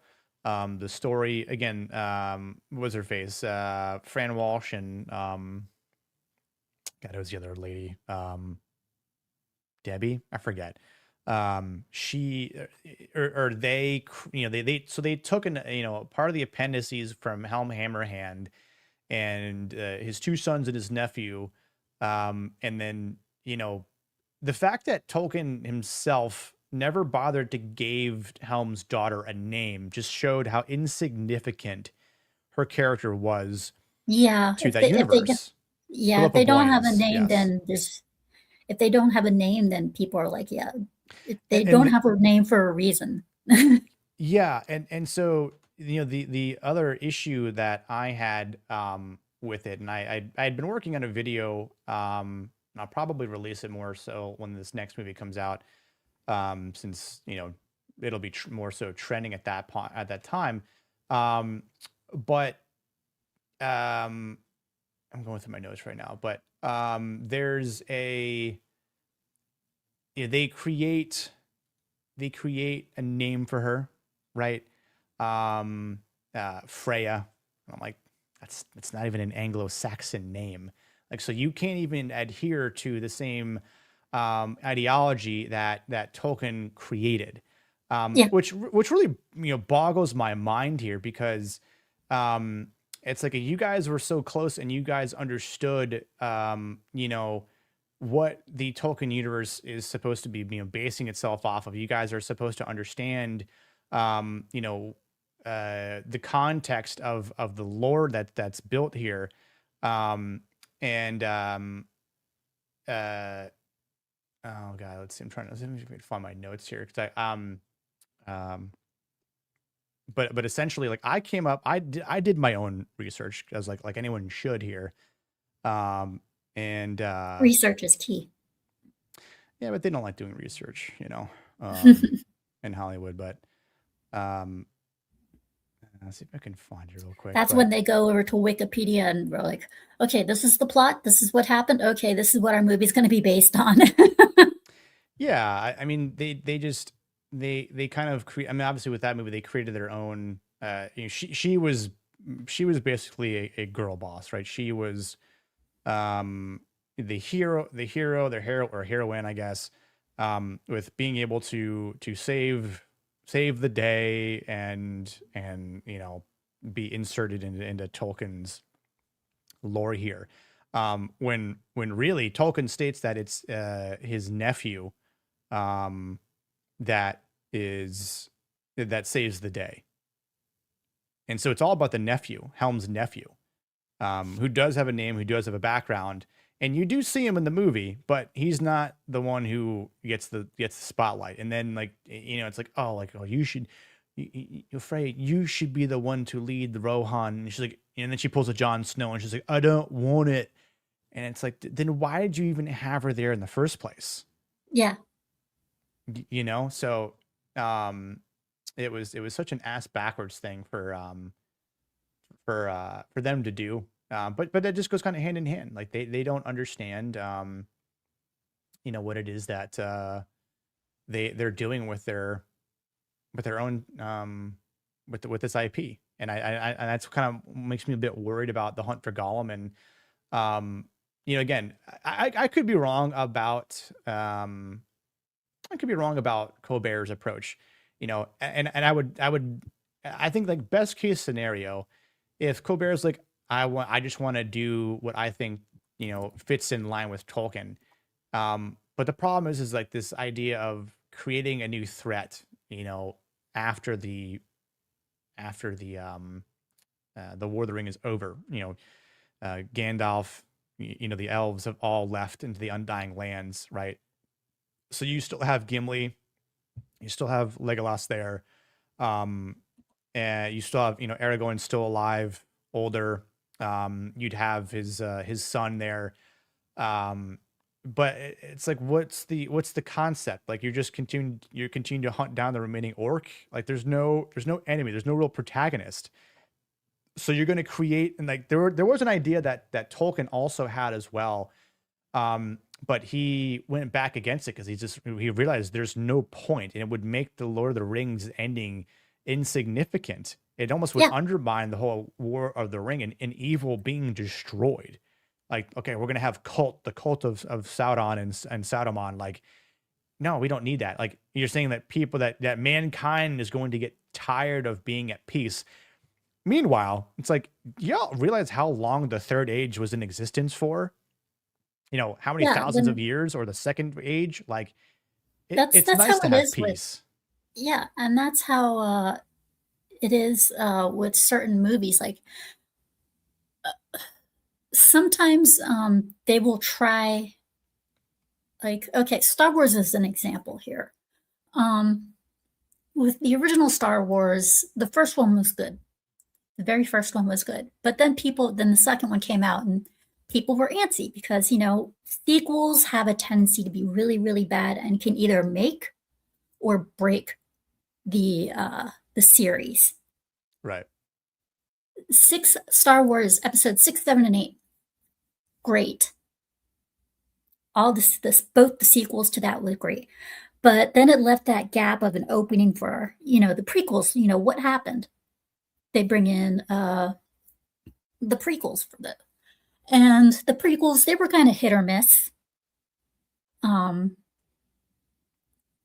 I would say more along the lines of the sequels were probably better than the first episode of the sequels, like episode 1. That I would say probably the other two, the rest of the episodes after episode 1 were probably better. But then you have something that comes out like the sequel trilogy. Nobody asked for it. And what happened? It veers way off course. Rogue One, all those, way off course. We don't need them. We already know Yes. what's happened. And that is I'll be right back exactly. in 1 second. I'm gonna get a book. Hold on. Let me get I'm gonna nerd out for y'all. Hold on 1 second. I'll be right back. This will be in line with what we're talking about. Hold on. Oh boy, yay, a nerd out. But yeah, this is what's going to happen with Lord of the Rings, guys. I do not see anything good coming out of this. Sequels, how should I put it? Sequels, they're hit or miss, like I said. And with Lord of the Rings, people are starting to go, they see an IP that was successful. And so, Nick, I think one of the other things is Lord of the Rings, they see an IP that was successful and now they want to take it in every single direction they can. Yeah, which they I mean, like, I think there's certain directions they could go in, but they don't. And so this is the book that I got when I was in high school. It's called The Languages of Tolkien's Middle-earth. Okay. It's a complete guide to all 14 of the languages Tolkien invented. Okay. It contains a dictionary of all non-English words, an English, Elvish glossary, rules of grammar, pronunciations, translations, how to write Elvish, and other alphabetical runes.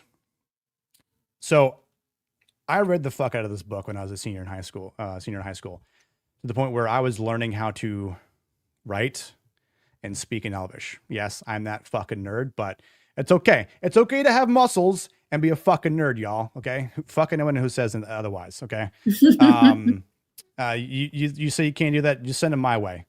But listen, there's the whole reasoning about the language of the Rohirrim. Okay, right here. If I can get that right. Language of the Rohirrim. Okay. And basically, it talks about how they're supposed to be of, Anglo-Saxon origin. Okay. Freya, the name in the War of the Rohirrim book, is not accurate. So what did I do? I spent time coming up with 6 possible names that actually made sense, that I broke down in pure definition, much like some of the words that they have here in this book. I know it's like super bright here, but they talk all about it. Okay. So I came up with 6 possible names. First one, Theodwyn, means people's joy. It's similar to Eowyn. The name connects her to the Rohirrim's community and reflects her importance within the society. Quenhelm, which basically means Queen Helm, woman of protection. Quen means queen woman, Helm means protection, right? I'm like, that would actually make a lot of sense considering it's the daughter of Helm Hammerhand, right? Brynhild, which means armor battle. The name ties her to the tradition of shield maidens and hints at her lineage as a warrior's daughter. Oh, another thing that Helm Hammerhand was, holy shit, wait, I'm not done. Hildwyn, which means battle joy, a strong name that reflects the marital heritage of Helm's line and the Rohirrim's warrior culture. Freyathwyn, which means peace joy or protector of peace, a name that could symbolize her role as a unifying figure or a reminder of what Helm's sacrifices were for, masculine as fuck. And the last but not least, Eowyn, which means noble joy. The name reflects the honor and hope of the line of Helm Hammerhand, perhaps symbolizing her as a bright future in a dark timeline. You know how long that took me to research and come up with my own? Maybe 2 hours. You can come With up this with book. a bunch. With this book as a fucking resource. And you mean to tell me that you've got Fran Walsh, you've got Philippa Boyens, who worked on this fucking IP for decades now, and they can't come up with this shit? They should be fired. I'm sorry.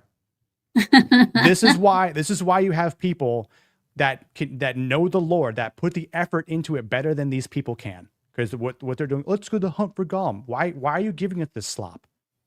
You've got an entire first age out there. Shit, you've got stuff from the second age that Amazon can't do because of the rights from the Tolkien heritage that they could potentially do and show Amazon, hey, this is how you do the second age, right, y'all? Let us cook. Let us give you something else that's not in line with the Rings of Power crap.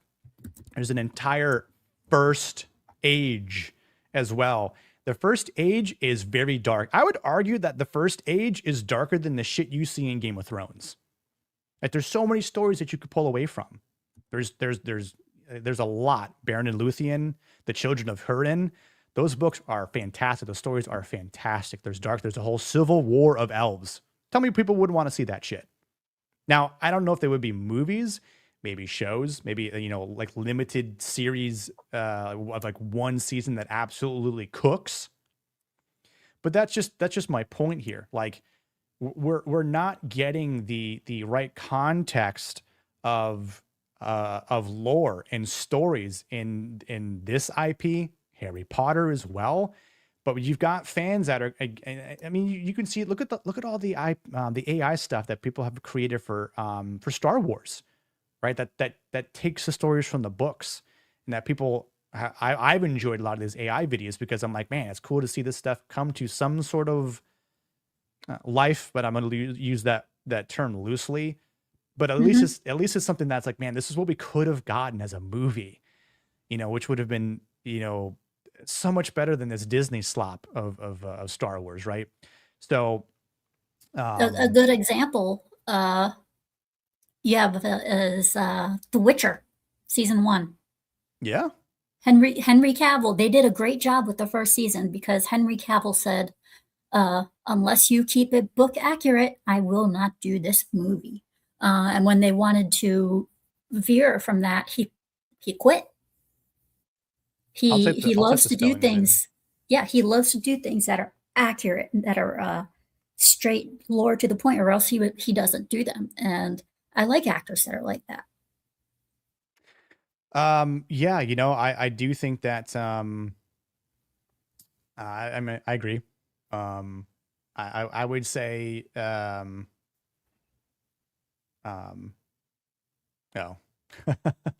I would say like there's the possibility of doing things right. But it's like, because you've got the same people in charge, like my worst fear or concern is that we're going to get the Hunt for Gollum. It's not going to do that well. And then this movie that Colbert is doing is not going to do well either. Because it's not going to be things that we are excited about, you know what I'm saying? And whereas, like, if you did things from the second age properly, like I can't stand Rings of Power. Like I've watched the first season, I've not seen the second season, and I'll probably have an aneurysm if I watch anymore, because the things I've heard about the second season, to me, just like almost like gave me a migraine. Between the things that they've done with the orcs, the things they did with Sauron, and I'm just like, you guys are idiots, man. Even the looks of it just looks backwards. You guys are disgracing the Numenorians, and like just blowing everything on looks, which is okay. I get it, but I don't know. Like, there's just, like, they don't understand Tolkien, and I understand too. Like, Christopher Tolkien didn't like the original trilogy. I doubt Tolkien himself probably would have liked the Lord of the Rings trilogy. I think he probably would have pushed back as well. I think he would have maybe liked some of it, but I think, he would have critiqued a lot of it, especially things that were left out.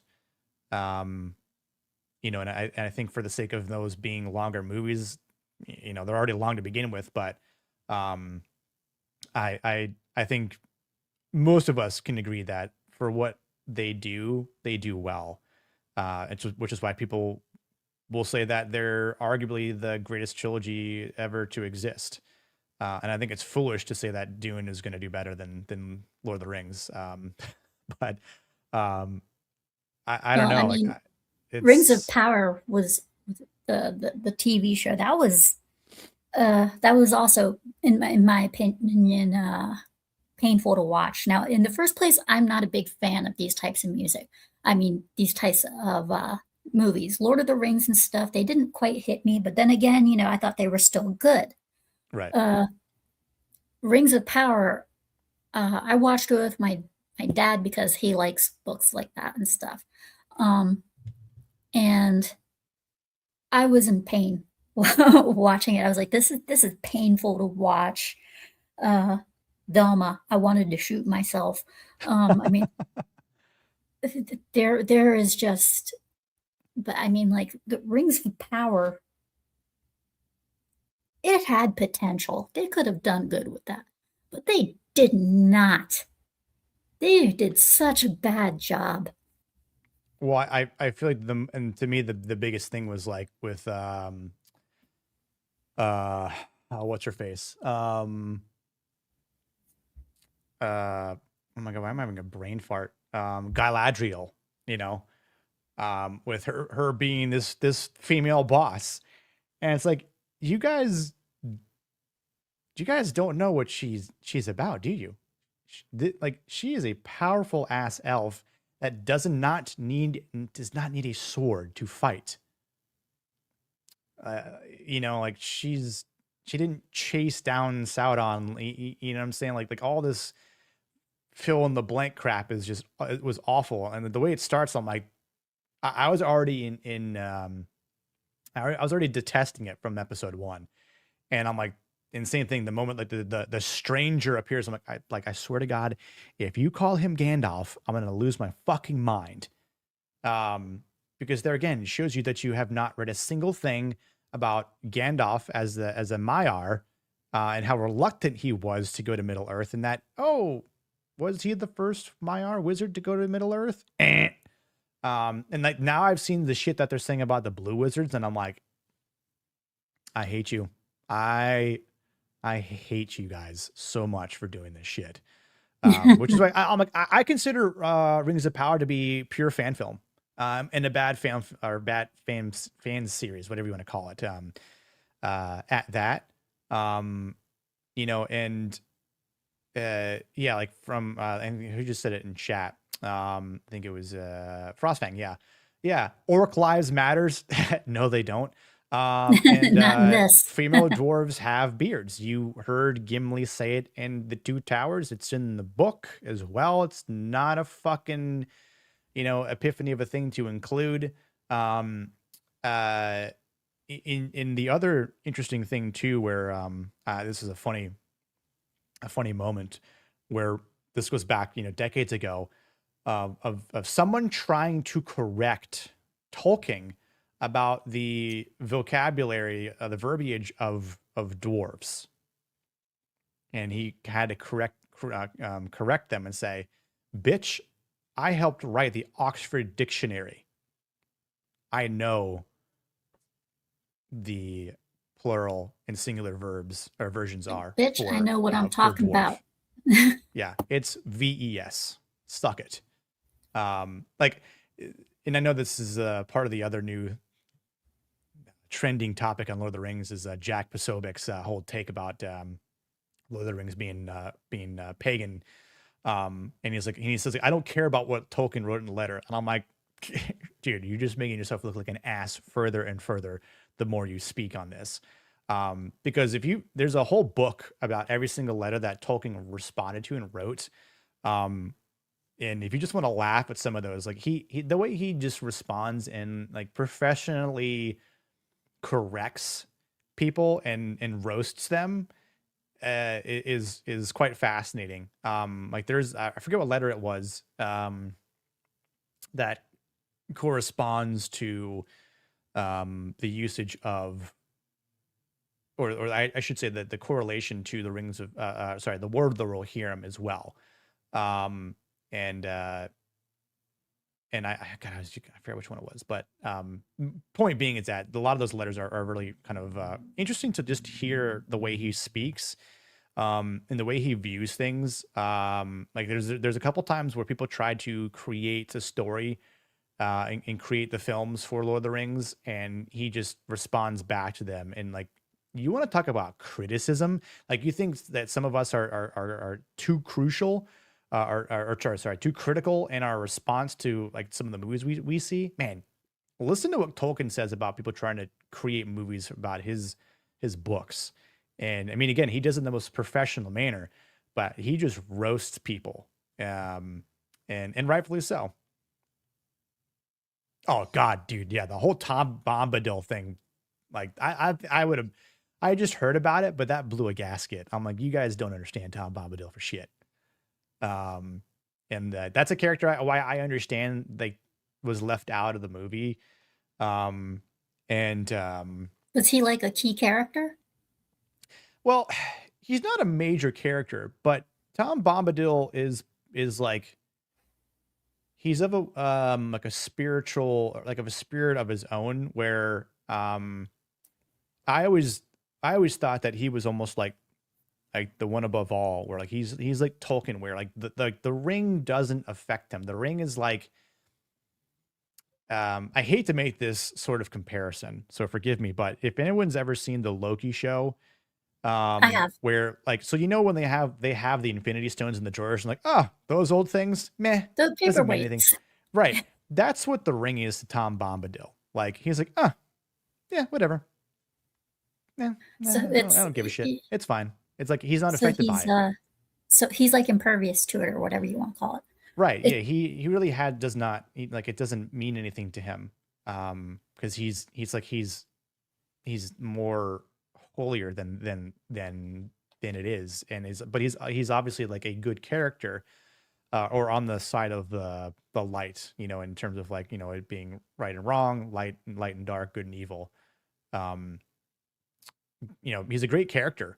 But it is difficult to convey him in a film sense. Yeah, I agree with what Outpost Nerd. He's outside of the world of Middle Earth. It's almost like he's like, it's like if Tolkien were to live inside it, and he was just there as like a character, seeing it all happen. Like nothing in the world really affects him. But the other interesting thing too, as a comparison, I guess, with another character of like the ring itself, where the ring doesn't really affect him at all. You know, I think like for Aragorn, like he's probably the closest thing that you know, the ring, you know, doesn't draw any sort of like strong temptation from, which is also why, you know, makes Aragorn such an awesome character. There was also I always forget the name of the main character, but his buddy that was with him, he had no temptation of the ring. He was not tempted by the ring at all. Yeah, Tom Bombadil had no temptation from it. But I'd also say too, like, Aragorn wasn't tempted by it. You know, obviously in like we see in I think they did a good job in the movie, like for Peter Jackson did a good job in the movie perspective by saying like,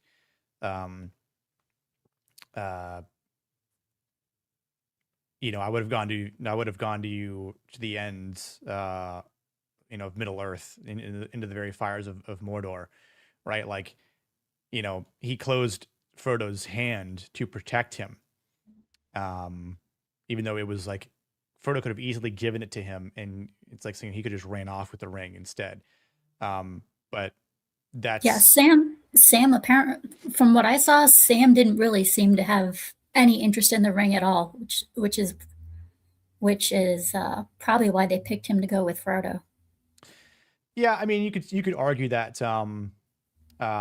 Sam's resolve, where like you could see that I don't know if Frodo wasn't overly protective of it. I don't know if it would have started to wear against um Sam at all. Um, because you do see him have it like or like hold it once or twice. But again, I think because of his resolve and his mission, his goal, his duty to protect Frodo, to be there for Frodo, like outweighed that desire, that greed, that temptation to you know hold the ring. It's like it's like I could carry for a while, share the load, the load, and he's like get away, and he's like I'm just trying to help, right? Like um I don't think it would have affected him, but there again, it's sort of like it could be like a what if. What if Sam had the ring for a day? Because it would like the weight of it, the burden of it was too much for Frodo. Would it have started to affect Sam at that point? Um, and would he have given into that temptation? I'd like to think no. I think Sam was too good of a character, too um too warm hearted, and like he says, like I may not be able to carry the ring, but I can carry you, right? So by by proxy he does carry the ring, I guess, right? But it just shows that he's I think Sam was willing to do whatever it takes to get the job done, right? To get back home. Um, so He just comes off to me as someone who was a bit more pure and innocent. yeah, I think I mean you could see how it affected Frodo, right? Yeah. And like the idea in the book was that like the damage was um the damage was a lot to Frodo, right? Like he had baggage, he had wounds that carried on after that, and which is obviously why like he was granted passage into Valinor, right? Like into the Undying Lands along with Frodo and the elves.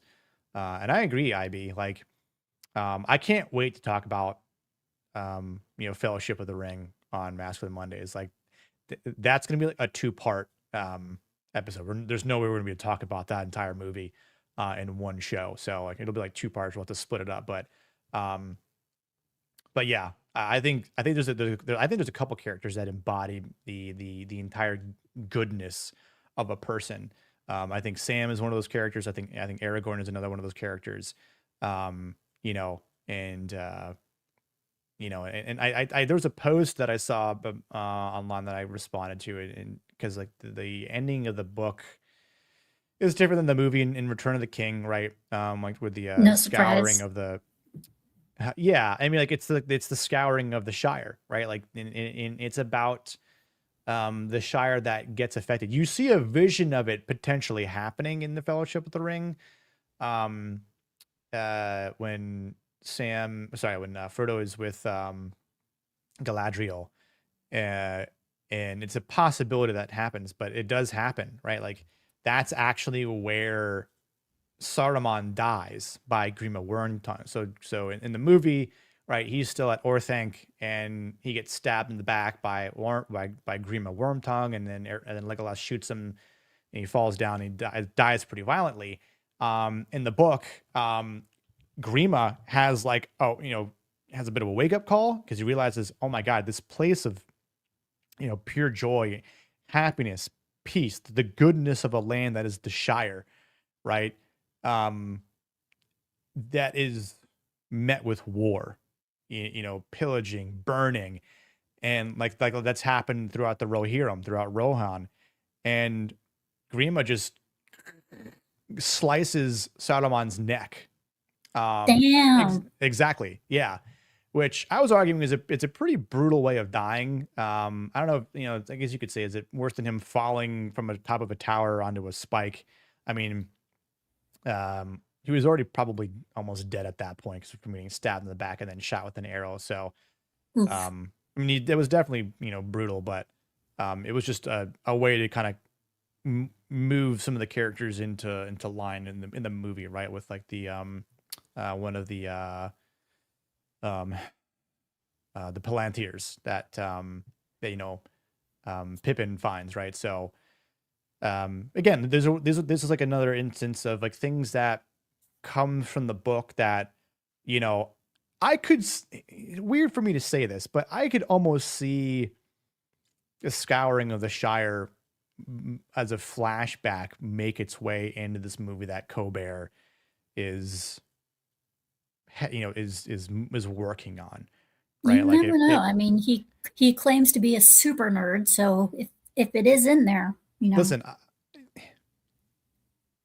it's going to be weird for me to say this, but if Colbert came out and was like, this movie is going to be very book accurate, and he's going to do his best to adhere to Tolkien if he's truly a fan, and color me surprised if that is the case, where the man absolutely cooks and it's like, I'm going to take stuff from all three books, or we're going to do flashbacks, or we're going to make this story. I'll still have reservations no matter what, because of who it is and how are you going to do it properly, especially when it's stuff we already know of. But there could be some things that would be nice to see because of the message that's being sent about, we spent time rebuilding the Shire, 14 years later because of what happened. I think that would be a good point to, what Outburst Nerd said, like the scouring of the Shires, Tolkien's saying that no place is safe and untouched from war. That's something that Tolkien himself knows all too well from World War I, right? And so I think for the idea and the theme of that being on screen that we didn't get to see it, I would be okay with it. Like, I understand why Peter Jackson said he didn't want to have it in the film, but I think that could be done well. And I think that would add a darker tone, which I think, would be nice to see. I would be okay with seeing it. I think it would be cool. And I just hope it would be done well at that point. But like, you'd have to, I think you'd have to maybe, I guess, do you show Sauron again in there, like maybe from like a backwards view, like maybe you get the same actor who plays Grima, but you can't get Christopher Lee because he's dead. But you could have someone from like the back, or maybe have someone look the part and kind of just see it from like a back shot, like maybe from like the perspective of just the camera angle that's looking right at Grima as he's like slicing his throat. But you can't do that, right? Because you already saw him die. So you can't have Grima and Saruman in that. So there's got to be a perspective of the Shire, like just being burnt down, at that point. So you're not going to have it be true to book because of the movie that's already happened, but you could see part of it, I think, still, to get the idea across, I guess, from like how things have been the last 14 years. But yeah, it'll be interesting, I mean, we've got a ways to go until that comes out. And, I think the only way that we can be enticed to go see it is if the reports that come out and he's telling us what he's drawing from, but there again, I think it would be okay to still be in reservation for it. Yeah, I think it'd be definitely good. I mean, we have dozens of movies coming out. I mean, that are just that we just have so much to wait and see about, like Masters of the Universe, and all of that such. And that one is also kind of like a a big iffy for me, because yeah, I'm not a fan of Jared Leto. But it's, it's, I mean, we got let's see, we got Spider-Man that's coming out in, I believe, June, July. And some of the It's late others, July, I think. Yeah. Yeah, it's coming out this summer. That much I know. Then the other Lord of the Rings movie that's coming out next year. I think Hunt for Gollum is. Yeah, that's Hunt for Gollum is next year. Is it next year? Yes. I thought it was this year for some reason. No, they've released more information about it this year, but oh yeah, 2027. Well, yeah, that'll be interesting, I suppose. Very much so. But yeah, I mean, anyways, thank you for coming on so much. It has been a total blast. Yeah, thank you for having me. It's been No fun being here with you and everyone in chat, of course. So why don't you tell everybody what you got coming up? Yeah, so this Monday night on Masculine Mondays, 9 p.m. Eastern, we're going to be talking about the League of Extraordinary Gentlemen with Mr. Sean Connery. That's going to be a fun movie to talk about. And then Tuesday night, 9 p.m. Eastern as well, we're going to start talking about Peaky Blinders and Mr. Tommy Shelby.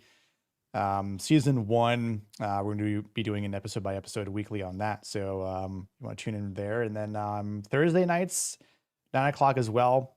Usually playing some sort of co-op game, either,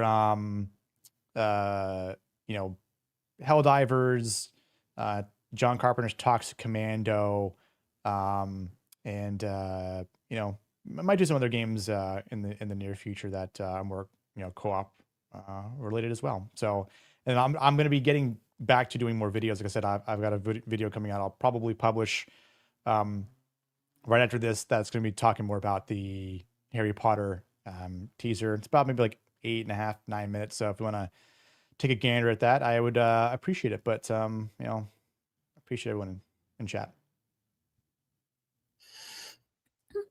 Again, thank you for coming.